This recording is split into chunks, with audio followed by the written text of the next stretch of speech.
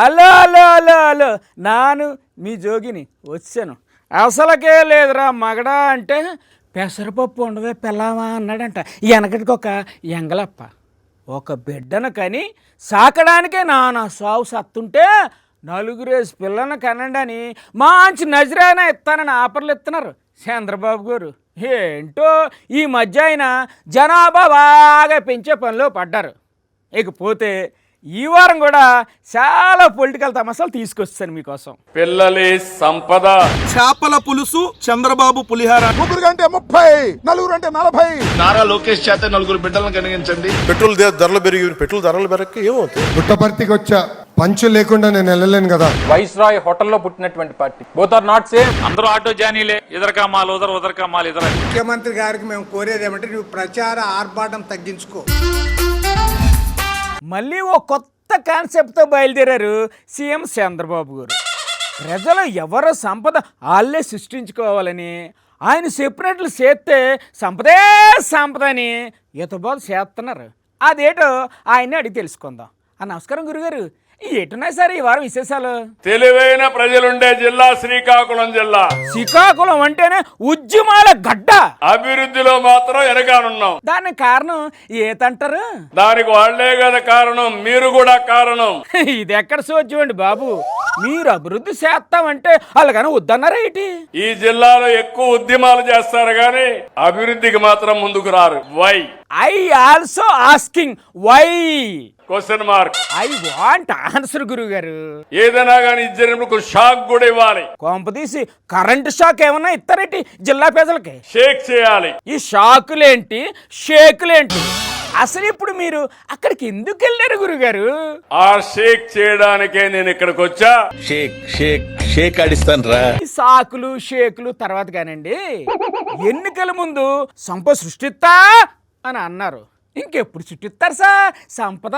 పిల్లలి సంపద. ఏటన్నారు ఇప్పుడు? పిల్లలి సంపద. ఓయమ్మో, నేను ఇంకొక నిర్ణయం కూడా చేసుకొని నెలలో వస్తున్నా మీ దగ్గరికి. మళ్ళీ కొత్త కాన్సెప్టా? ఇంతకీ ఏటా నిర్ణయం? 3వ చైల్డ్ కి 30,000 రూపాయలు పుట్టిన వెంటనే ఇస్తాం. ఆ, 4వ చైల్డ్ కి 40,000 రూపాయలు ఇస్తాం. అంటే ఇప్పుడు ప్రజలందరూ పోటీ పడి పిల్లల్ని కానీ ఎవల సంపద వాళ్ళే సృష్టించుకోవాలంటారు, అంతేనా? మా ఆడబిడ్డలు చెప్పండి అమ్మా, మీరేమంటారు? ముందా ఆడబిడ్డనిది ఎప్పుడు ఇస్తారో చెప్పండి సార్ వాళ్ళకి. పాపం మీరు అనుకుంటున్నారు పిల్లలు భారం అని. ఆ, కాదు, పిల్లలే మీకు సంపదను నిరూపించే బాధ్యత నాదని మరొకసారి హామీ ఇస్తున్నా. అంటే ఇంతకాలం తమరు సంపద సృష్టిస్తా అన్నారు అంటే దాని అర్థం ఇదా? బాగుంది సార్. ఇన్నాళ్ళు సంపద సృష్టిస్తా అని చెప్పిన చంద్రబాబు 30,000 40,000 అని చెప్పి ఏలంపాటు పాడుతున్నారని సెటైర్లు వేస్తున్నారు అంబటి రాంబాబు గారు. ఓ పాలి ఆయనతో మాట్లాడదాం. నమస్తే సార్ గారు, ఇందాకేదో కొత్త కాన్సెప్ట్ అనౌన్సింగ్ చేశారు, దాని మీద మీ కామెంట్ ఏంటండి? 30,000, 40,000. ముగ్గురిని కంటే 3 గంటే 30, మరి నలుగురిని కంటే 4 గంటే 40, ఐదుగురిని కంటే 5 గంటే 50. ఏంటి అక్కడతో ఆపేయాలా, లేకపోతే అలా కనుకుంటూ పోవాలా? చంద్రబాబు నాయుడు గారు మాత్రం ఒకళ్ళనే కంటాడు, వాళ్ళ అబ్బాయి కూడా ఒకళ్ళనే కంటాడు. వాళ్ళ సంగతి వదిలేయండి. 30,000 ఇస్తాడు బాబో, జీవితాంతం బతకొచ్చు. మరి వాళ్ళకి స్కూల్ ఫీజులు? ఆయన్ని MBBS కూడా చదివించవచ్చు 30,000తో. మరి 4వ బిడ్డను సాకడం ఎలా సార్? 40,000 ఇస్తాడు 4వ పిల్లల కంటే. అసలు నాకు తెలియక అడుగుతున్నాను సార్, అసలు ఎందుకు అంటున్నాడు సార్ చంద్రబాబు గారు అలాగా? కనండి డబ్బులు ఇస్తాడు, ఎందుకనేది నీ దుంపదేగా.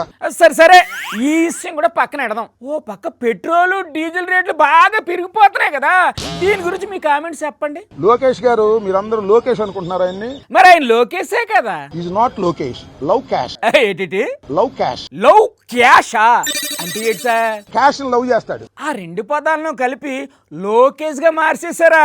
బాగుందండి, బాగుంది. నాకు ఒకసారి చనిపోయాడు హరికృష్ణ గారు చెప్పాడు, వాళ్ళ మేనమామే. ఏడు చెప్పారు సార్ ఆయన? అన్నప్రసాదం రోజున అన్ని వరుసనే పెడతారు, కత్తి, పెన్ను, క్యాష్, వ్యవసాయ పనిముట్లు, ఏది పట్టుకుంటాడండి. అవును, మా లోకేష్ మా మేన డైరెక్ట్ వెళ్ళి క్యాష్ పట్టుకున్నాడండి. అందువల్ల మా Lokesh is loving cash, love cash. ఓహో, ఆ పేరెనకాల అంత పెద్ద హిస్టరీ ఉందా? హై బాబోయ్. మేము అధికారంలో ఉన్నప్పుడు చూపించాడు, అన్నిటికన్నా రాష్ట్రంలో ఎక్కువగా ఉంది ధర, మేము వస్తే తగ్గిచ్చేస్తాం అని. మరి ఎప్పుడేటి చేస్తున్నారు సార్ లవ్ క్యాష్ గారు? ఇవాళ మాత్రం ఈ లవ్ క్యాష్ గారు వీటి మీద దృష్టి పెట్టుకోకుండా క్యాష్ వచ్చే చోట లవ్ చేస్తున్నాడు. మరి దాన్నే ఏరు దాటాక తెప్ప తగలేయడం అంటారు. ఆ విషయంలో లవ్ కేసు గారు తండ్రి గారినే మించిపోయారు. పిల్లల్ని కనండి డబ్బులు ఇస్తామని చంద్రబాబు గారు కొత్త స్కీమ్ అనౌన్స్మెంట్ చేశారు కదా. మాకు డబ్బులేం అవసరం లేదు, మేమే మీకు ఒక బ్రహ్మాండమైన ఆఫర్ ఇస్తున్నాం అని అంటున్నారు వైఎస్ఆర్సీపీ నాయకుడు శేఖర్ రెడ్డి గారు. నమస్తే అన్న, ఏటన్నా మీరు ఇచ్చే ఆఫరు? ఏంటి చంద్రబాబు నాయుడు గారు, మేము 3 బిడ్డల కంటే 30,000 ఇస్తారా? ఇస్తామని చెప్పారు కదా. 4 బిడ్డల కంటే 40,000 ఇస్తారా? గట్టిగా మాట్లాడితే 5వ బిడ్డకు 50,000 కూడా ఇస్తారన్నా. అంతకంటే బంపర్ ఆఫర్ ఇంక మనకి ఏటి కావాలన్నా? మాకు ఆ బంపర్ ఆఫర్ ఏమొద్దు గానీ ఆ బంపర్ ఆఫర్ ఏదో మీ నా కొడుకు నారా లోకేష్ కే ఇస్తున్నా. ఏటన్నా ఆఫరు? నారా లోకేష్ చేత 4 బిడ్డలను కనిగించండి. కంటే ఆ 40,000 ఏదో మేమే ఏదో రకంగా చందాలు వేసుకుని ఆయనకి ఇస్తాం. ఇలాంటి ఆఫర్లు మీరివ్వడం కాదన్నా, ఆయనే ఇస్తారు, అందరూ పాటించాల. గ్యాస్ సిలిండర్ మీద వంట చేయడం నేర్పించింది నానే అని అన్నారు కదా ఆ మధ్య చంద్రబాబు గారు. ఇప్పుడు గ్యాస్ స్టవ్ మీద మంట లేకుండా చేపల పులుసు వండడం అనే అద్భుతమైన కిటికీని కూడా కనిపెట్టేశారు ఆయన. ఇలాంటి సమస్యలు చాలా ఉన్నాయి. ఓ పాలు చూద్దాం పదండి. చంద్రబాబు వేస్తున్న స్కిట్లు చూసి ప్రజలు కడుపుబ్బా నవ్వుకుంటున్నారని అన్నారు కారుమూరి వెంకటరెడ్డి గారు. ఆ రైటర్ ఎవరో కానీ అద్భుతమైన స్క్రిప్ట్ రాసి బాబు గారితో అదిరిపోయే స్కిట్స్ వేయిస్తున్నాడని మెచ్చుకున్నారు. నమస్తే అన్న, ఆ స్క్రిప్ట్ ఏంటి, ఆ స్కిట్ ఏంటి? చేపల పులుసు చంద్రబాబు పులిహార అనేటటువంటి స్కిట్ వేశాడు. జబర్దస్త్ని మించిన స్కిట్. ఎన్ని మార్కులు వేయచ్చన్నా ఆ స్కిట్కి? మామూలుగా అయితే జబర్దస్త్లో కానీ చంద్రబాబు నాయుడు గారు వేస్తే ఈ స్కిట్ ఆ ఎపిసోడ్లో అసలు 10కి 10 మార్కులు వేసేస్తారు. మరి ఇప్పుడు మీరెన్ని మార్కులు వేస్తారు ఆ స్కిట్కి? స్కిట్ వేసినా ఎక్కడో చోటు దొరికిపోతాడుగా. అంటే మళ్ళా దొరికిపోయారా? ఎలా దొరికిపోయారు? ఫస్ట్ కారులో దిగుతాడండి, దిగంగానే చొక్కాకి మైక్ రెడీగా ఉంటుంది. ఏటన్నా మీరు స్కిట్ వేస్తున్నప్పుడు డైలాగులు వినపడాలా మనకి? అందుకే మైకులు అయ్యి పెట్టుకుంటారు. సరే కానీ ఆ కారు దిగంగానే సీఎం గారు ఏడ్ చేశారు. దిగంగానే ఇంకో ఆయన ఉంటాడు అక్కడ, ఆయన ఆల్రెడీ మైక్ పెట్టుకుని రెడీగా ఉంటాడు. ఇద్దరేనా ఇంకా ఎవరన్నా ఉన్నారా ఆ స్కిట్ లో? పక్కన వాళ్ళ అబ్బాయి ఉంటాడు. వాళ్ళ అబ్బాయి ఉండగా ఏం చదువుతున్నావు అంటే చదువు మానేశాను అంటాడు. ఎప్పుడు మానేశాడంట? చదువు సంవత్సరం అయిందంట మానేసి. అంటే చంద్రబాబు నాయుడు గారు ముఖ్యమంత్రి అయినాక అబ్బాయి చదువు మానేశాడు. అవునా? మరి చంద్రబాబు నాయుడు గారు ఏం చెప్పాలి? అయ్యా నువ్వు చదువుకోవాలి, ఎంత కావాలంటే అంత చదువుకు అయ్యే ఖర్చు నేను భరిస్తా అని చెప్పాలిగా. అది ఏం చెప్పడం? ఎందుకు చెప్పలేదు? అంటే స్కిట్ లో లేదు. అయ్యో స్క్రిప్ట్ రైటర్ రాయలేదేమో అన్నా. ఈ స్కిట్ లో ఆ స్క్రిప్ట్ రాసి ఇచ్చింది అనుకోండి, యాషి చెప్పేవాడు. ఆ తర్వాత ఏంటి చేశారు? Next setting. ఏం సెట్టింగ్ అది? ఇది చేపల మార్కెట్ అన్న కోణంలో చూపిస్తానికి ఒక 6 మహిళలు లైన్ గా కూర్చోబెడతారు. ఒక మహిళకి ఆల్రెడీ మైక్ పెట్టే ఉంటది. ఏటన్నా మైకులు లేకుండా స్కిట్ ఎలా వేస్తారు చెప్పండి? సో చంద్రబాబు నాయుడు గారు అందరిని అడుగుతారు, ఏ చేప బాగుంటే అందరూ ఒకటి ఇదే బాగుంటుంది అంటారు. అన్నా ఇందుకే అక్కడ బాబు గారు చేపలు ఏమైనా కొన్నారా లేదా? సో ఆయన 1.5 కేజీ చేప కొంటాడు. కొని మత్స్యకారుడి ఇంటికి వెళ్ళి చేపల పులుసుని గరెట్తో తిప్పిన చంద్రబాబు. అయ్యో అబ్బోయ్, ఎందుకు ఇన్ని డ్రామాలు? అన్నా రాజకీయం అంటేనే 3 డ్రామాలు, 6 స్కిట్లు, 9 డైలాగులు. మరి అందులో బాబు గారు పిహెచ్డి. తమిళనాడులో హీరో విజయ్ పార్టీ పెట్టి ఒంటరిగా పోటీ చేసి సీఎం అయిపోతే ఇక్కడ అందరూ పవనాన్ని తగులుకుంటున్నారు. మీరు కూడా ఒంటరిగా పోటీ చేసి సీఎం అవ్వచ్చు కదా అని తెగ ట్రోలింగ్ చేసేస్తున్నారు. దాని గురించి పవన్ గారు రేట్ చెప్తారు, మనం విందాం. నమస్కారం సార్. ఇంతకీ ఏడు సార్ విశేషాలు? మొన్న తమిళనాడు ఎలక్షన్స్ వచ్చి ఆయన ముఖ్యమంత్రిగా నన్ను చంపేస్తారు అందరూ. ఏటంటున్నారు అందరూ? మీరు కూడా అలా చేసి ఉండాల్సింది చెప్పి నాకు తెగ మెసేజ్లు పంపిస్తా ఉన్నారు. మీకే డైరెక్ట్ గా మెసేజ్లు పంపిస్తున్నారంటే వాళ్ళు ఖచ్చితంగా జనసేన వాళ్ళే అయ్యి ఉంటారు. ఊళ్ళో పెళ్లికి ఏదో హడావుడి ఉంటారు కదా. అంటే మీ దృష్టిలో జన సైనికులు మరీ అంత సీప్గా కనిపిస్తున్నారా? మీరు సీఎం కావాలని వాళ్ళ కోరిక ఏటు అది కూడా తప్పేనా? ఒక ముఖ్యమంత్రి అయిపోవచ్చు అన్న ఆలోచనతో పెట్టాలి. ఏ మీకు ఏడు తక్కువ? అరే ఆంధ్రప్రదేశ్ పరిస్థితులు వేరు. అక్కడ విజయ్ హీరో, ఇక్కడ మీరు అంతకంటే పెద్ద హీరో. ఆయనే ముఖ్యమంత్రి అయ్యారంటే ఇక్కడ మీరు కూడా సొంతంగా పోటీ చేస్తే ముఖ్యమంత్రి అయ్యేవారు కదా అనేది మీ జన సైనికుల యొక్క అభిప్రాయం అండి. సరే వీళ్ళు చెప్పినట్టుగానే మనం కూర్చొని 2019 నిలబడ్డాం. ఎక్కడ పెట్టారు? 2 చోట్ల ఓడించారు కదా. పోనీలండి, అప్పుడు 2 చోట్ల ఓడిపోయారు. ఇప్పుడు ఉప ముఖ్యమంత్రి అయ్యారు కదా, రేపు ముఖ్యమంత్రి అవుతారు. జనసేన సిద్ధాంతాల గురించి కొంచెం మీకు చెప్పాలి. రాద్ధాంతమే తప్ప మీకు సిద్ధాంతం అంటూ ఒకటి ఉందా అని దుమ్మెత్తిపోతున్నారు సార్ అవతల పార్టీ వాళ్ళు. అంటే మీరు ఎక్కువ మీరే తిట్లు తింటారు. మీ వాడికి కన్ఫ్యూజన్ ఉంది. ఒక రోజు సనాతన ధర్మం అంటాడు, ఇంకో రోజు ఆ కులం అంటాడు, ఇంకో రోజు ఇది అంటాడు. నిజమే కదా, కాదా? నేను ఒక కులంలో పుట్టా, కానీ ఒక కులం కోసం పనిచేయడానికి రాలా. మరి ఎందుకు వచ్చారు? దేశం కోసం పనిచేయడానికి వచ్చాం. ఏ దేశం సార్? తెలుగుదేశమే కదా. సరే కానీ పెట్రోల్ ధరలు బాగా పెరిగిపోయాయి కదా, దాని గురించి ఏడు చెప్తారు సార్ తమరు? పెట్రోల్ ధరలు పెరగక ఏమవుతాయి? అవునా? అయితే ఓ పాలి ఆ టీవీ వైపు చూడండి. మనిషి బతకాలంటే పెట్రోల్ ఈ ధరలు పెరిగిపోతే ప్రతిదీ పెరిగిపోతా ఉన్నాయి. నిత్యావసర వస్తువులు పెరిగిపోతా ఉన్నాయి. వీటిని ఎంతో కొంత కంట్రోల్ నియంత్రించకపోతే మటుకు చాలా ఇబ్బందికరమైన పరిస్థితి వస్తుంది. సార్ చూసారా అప్పుడు తమరు మాట్లాడిన మాటలు? అంతేలేండి, ఏరు దాటేదాకా వాడమల్లన్నా, ఏరు దాటాక బోడి మల్లన్నా. ఈ సామెత మాత్రం మీకు బాగా సూటబుల్ అండి. నమో అంటే ఏంటో ఓ కొత్త అర్థాన్ని చెప్పుకొచ్చారు మంత్రి లోకేష్ బాబు. ఆయన ఎంత ప్రయత్నించినా ఆ ముగ్గురులాగా పరిగెత్తలేకపోతున్నా అని చెప్పుకొచ్చారు. 2-3 పంచ్ డైలాగులు కూడా వినిపించారు. నమస్తే లోకేష్ బాబు, ఏటి విశేషాలు? దేశంలో అనేక రాష్ట్రాల్లో డబుల్ ఇంజన్ సర్కారులు ఉన్నాయి, కానీ కేవలం ఒక్క రాష్ట్రంలోనే డబుల్ ఇంజన్ బుల్లెట్ ట్రైన్ సర్కార్ ఉంది. ఏ రాష్ట్రంలో బాబు అది? అది మన ఆంధ్ర రాష్ట్రం. అయ్య బాబోయ్, భారతదేశంలో నమో అంటే నరేంద్ర మోడీ గారు. మీరు ఇప్పుడు కొత్తగా పేరేటన్నా పెట్టిరేటి? కానీ ఆంధ్ర రాష్ట్రంలో నమో అంటే నాయుడుజీ మోడీజీ జోడీ.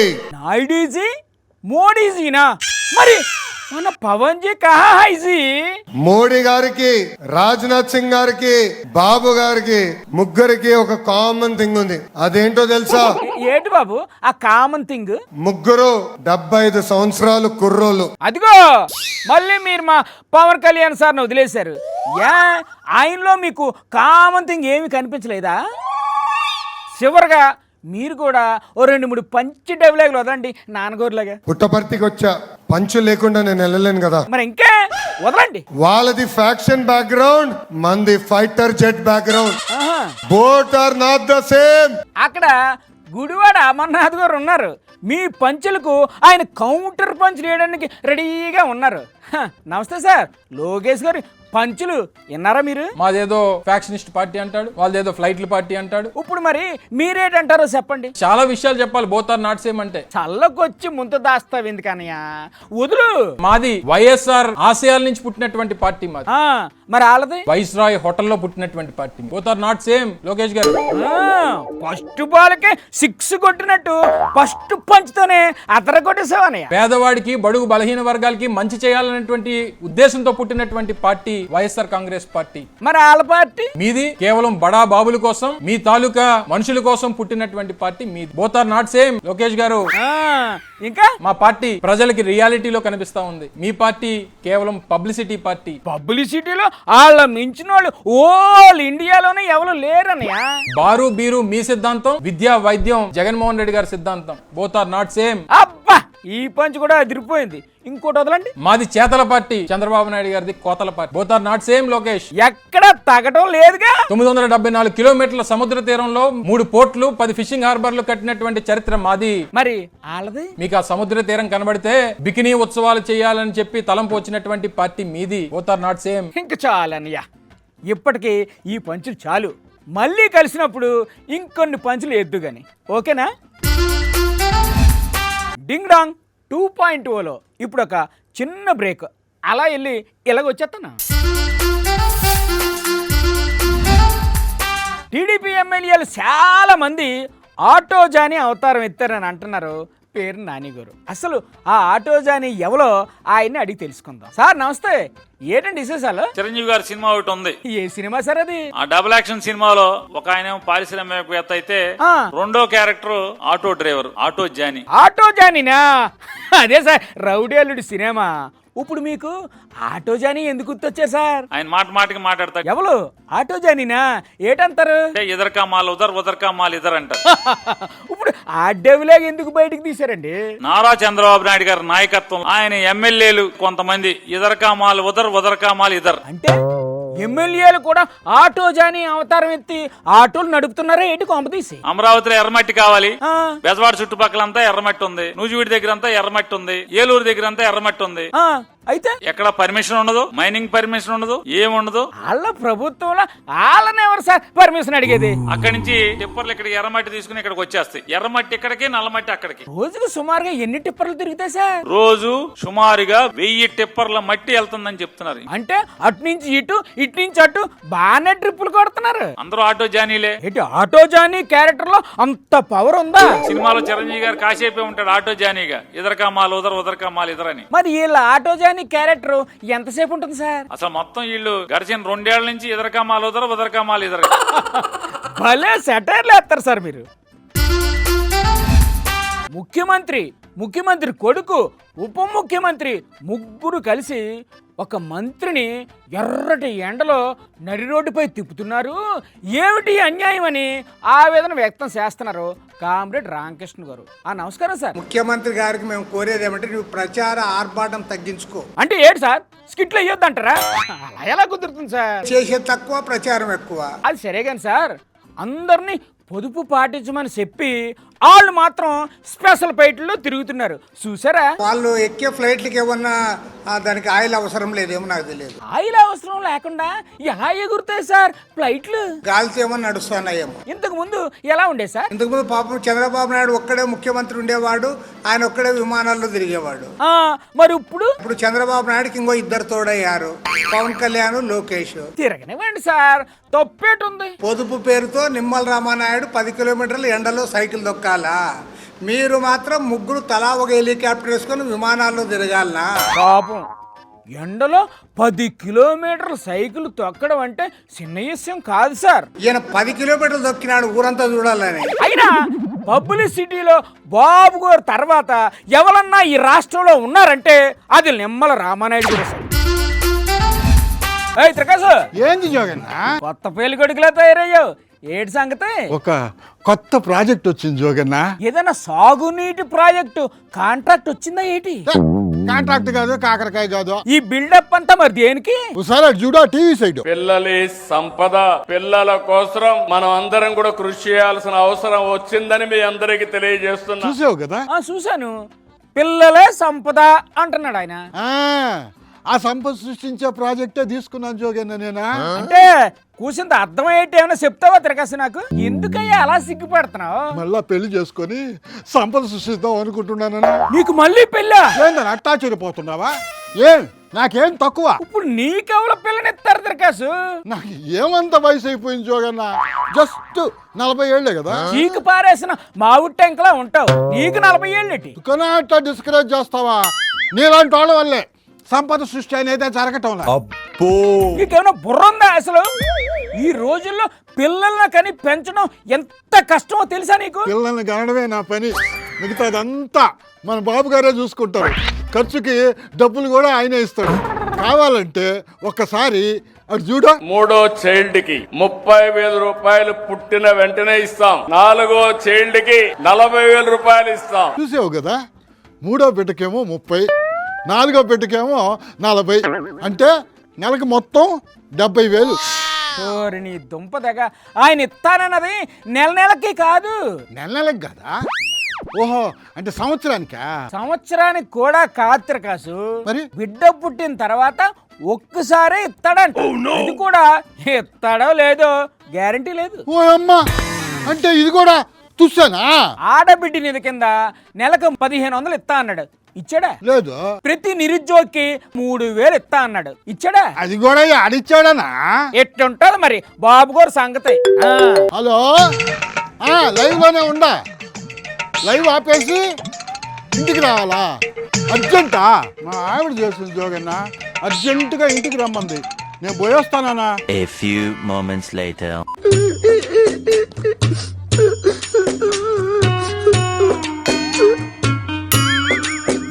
అయ్యో తిరగాసు, సంపద సృష్టిస్తా అని వెళ్ళావు కదా, ఏటైంది? సంపద సృష్టించడం ఏందో కానీ సాగు తప్పి కన్నులు లట్టపోయిందనా నాకు ఇక్కడ. ఏమైంది? ఇసుక లారీ ఏదైనా గుద్దేసిందా? ఇసుక లారీ గుద్దలేదనా, మా ఆవిడ గుద్దు వదిలిందనా. అయ్యో, ఎందుకు? ఎందుకంటావేందనా, చంద్రబాబు పిల్లల్ని కానండి అన్నారు కదా, వార్తని మామూలుగా చెప్తే అంత కిక్కు ఉండదని, కాస్త ఫన్నీగా ఉంటుందని మళ్ళా పెళ్లి చేసుకుంటా పిల్లల్ని గంట అని నీతో సరదాగా చెప్పానన్నా. అవునవును. ఆ విషయం మన కెమెరామెన్ సుబ్బు వాళ్ళ ఫోన్ చేసి మా ఆవిడికి చెప్పాడనా. అవునా? అవును జోగన్న, ఇంటికి పిలిచి తలుపేసా, జాగీర్ హుస్సేన్ తబలా వాయించినట్టు, శివమనే డ్రమ్స్ వాయించినట్టు అరగంట సేపు ఆపకుండా చెతగొట్టింది జోగన్న. ఇదంతా ఉత్తునే జోకు అని చెప్పలేకపోయావా? చెప్పే ఛాన్స్ ఆడిచ్చింది జోగన్న. నేను చెప్పా లోపల వినకుండా ఎడా పెడా వాయించేసింది జోగన్న. అయ్యో, ఎంత పని జరిగింది తిరకాసు, బాగా దెబ్బలు తగిలినట్టున్నాయి. ఇంకేం పని చేస్తావు? ఇంటికెళ్ళి రెస్ట్ తీసుకో. జోగన్న, నాకు ఒక డౌట్ ఉందనా. ఏటా డౌట్? ఒకవేళ ఎవరికైనా 4వ కాన్పులో కవల పిల్లలు పుడితే మొత్తం 5 మంది అవుతారు కదా, మరి 5వ బిడ్డకి 50,000 ఇస్తాడా? ఏమో నాకు తెలీదు. యోగన్న, మళ్ళీ ఏంటి? అది క్యాష్గా ఇస్తాడా లేకపోతే బ్యాంక్ అకౌంట్లో వేస్తాడా? తిరకాసు, ఆయన ఇచ్చేది లేదు, పెట్టేది లేదు. నువ్వు ఇంక నా తలకాయ తినకు, ఎల్లు. ఓ అమ్మ, ఇప్పుడు నేను ఇంటికి పోనాను. ఇప్పుడు ఇంటికి పోతే మా ఆవిడ ఇంకో రౌండ్ వేసుకుంటుంది. ఎందుకైనా మంచిదనా, ఈరోజు నేను ఆఫీసులోనే పండుకుంటా. ఈ మధ్య సినిమాల్లో కమెడియన్ల కంటే రాజకీయ నాయకులే అత్యద్భుతమైన కామెడీ పండించేస్తున్నారు. వాళ్ళు చెప్పే పంచ్ డైలాగులు, పెట్ట కథలు, కట్టు కథలు, స్కిట్లు చూసి జనం నవ్వుకుంటుంటే నవ్విపోదురుగాక మాకేటి సిగ్గు అని దులిపేసుకుంటున్నారు. అర్రే, టైం అయిపోయినదండి బాబు, చూసుకోలేదు. ఇంక నేను వెళ్ళొస్తాను. మళ్ళీ వచ్చే వారం ఇదే టైంకి ఇక్కడే కలుసుకుందాం. Bye bye.